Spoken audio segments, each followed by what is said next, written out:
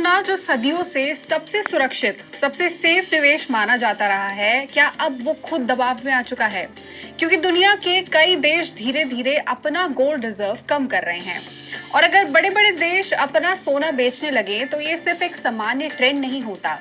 ये कई बार किसी आने वाले इकोनॉमिक स्ट्रेस या फिर एक बड़े क्रैश का शुरुआती संकेत भी हो सकता है।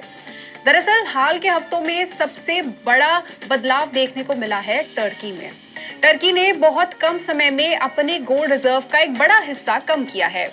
ब्लूमबर्ग की एक रिपोर्ट के अनुसार टर्की ने सिर्फ 2 हफ्तों में करीबन 60 टन सोना बेचा, जिसकी कीमत लगभग $8 अरब बैठती है। लेकिन मामला सिर्फ गोल्ड सेल तक ही सीमित नहीं है। टर्की के कुल फॉरेन रिजर्व्स भी तेजी से घटे हैं।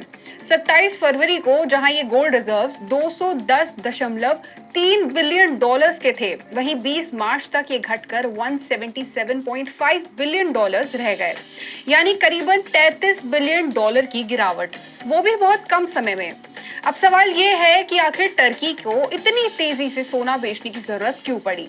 वजह साफ है, महंगाई 30% के ऊपर है, करेंसी लीरा लगातार कमजोर हो रही है और मिडिल ईस्ट में बढ़ते तनाव के कारण तेल और गैस महंगे हो गए हैं।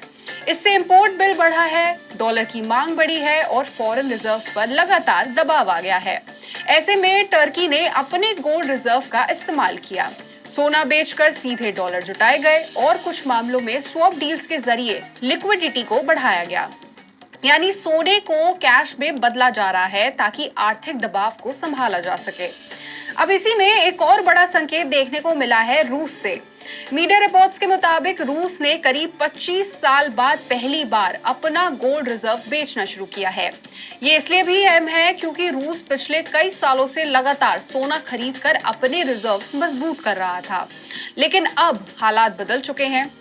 आंकड़ों के अनुसार 2022 से साल 2025 के बीच रूस ने करीब 15 ट्रिलियन रूबल यानी लगभग 150 बिलियन डॉलर के गोल्ड और फॉरेन करेंसी एसेट्स बेचे हैं, और साल 2026 के पहले 2 महीनों में ही करीबन 3.5 ट्रिलियन रूबल यानी लगभग 35 बिलियन डॉलर की अतिरिक्त बिक्री की गई है।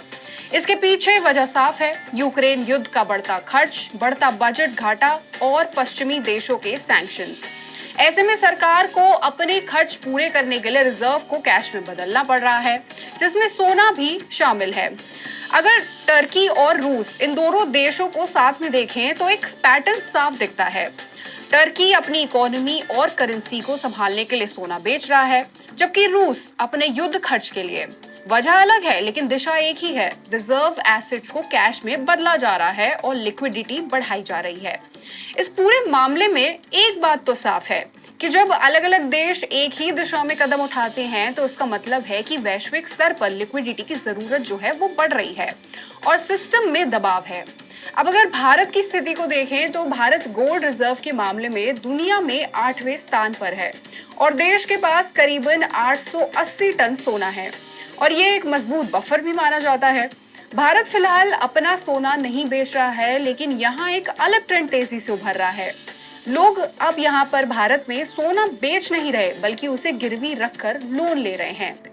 बिजनेस स्टैंडर्ड की रिपोर्ट के मुताबिक फरवरी 2026 तक बैंकों का गोल्ड लोन पोर्टफोलियो 128% बढ़कर करीब 4.28 लाख करोड़ रुपए हो गया है, जो एक साल पहले करीबन 2.06 लाख करोड़ रुपए था। यानी सिर्फ एक साल में गोल्ड लोन्स लगभग दुगने हो गए हैं। इसके साथ ही रिटेल लोन्स 15.2% बढ़कर 67.96 लाख करोड़ रुपीस हो गए हैं। एनबीएफसी लेंडिंग करीब 21% बढ़ी है और ओवरऑल बैंक क्रेडिट ग्रोथ 14.3% बढ़ रही है। अब पूरी तस्वीर को जोड़कर देखें तो इससे एक साफ संकेत मिलता है। एक तरफ देश सोना बेचकर कैश जुटा रहे हैं और दूसरी तरफ लोग सोना गिरवी रखकर कैश जुटा रहे हैं, यानी हर जगह लिक्विडिटी की मांग बढ़ रही है। और यही वो स्थिति होती है जब इकोनॉमी में दबाव बनता है। जब अचानक कैश की जरूरत बढ़ती है तो ये बताता है कि सिस्टम में एक इम्बैलेंस है। अब सवाल ये है कि क्या ये एक बड़े गोल्ड क्रैश का संकेत है? इसका सीधा जवाब तो फिलहाल किसी के पास नहीं है, लेकिन संकेतों को नजरअंदाज भी नहीं किया जा सकता। ग्लोबल टेंशन्स लगातार बढ़ रही हैं, एनर्जी प्राइसेस बहुत ऊंचे स्तर पर हैं, देश रिजर्व कम कर रहे हैं और लोग तेजी से कर्ज ले रहे हैं। ऐसी परिस्थितियों में आमतौर पर मार्केट्स में वॉलेटिलिटी बढ़ती है। अब इस पूरे मामले पर आप क्या सोचते हैं, आप क्या राय रखते हैं, हमें कमेंट करके जरूर बताएं। और ऐसी ही और खबरों और अपडेट्स के लिए जुड़े रहिए हमारे साथ और देखते रहिए international social media. Patel Prahlad भाई, सब्सक्राइब करो, शेयर करो, लाइक करो, कमेंट करो।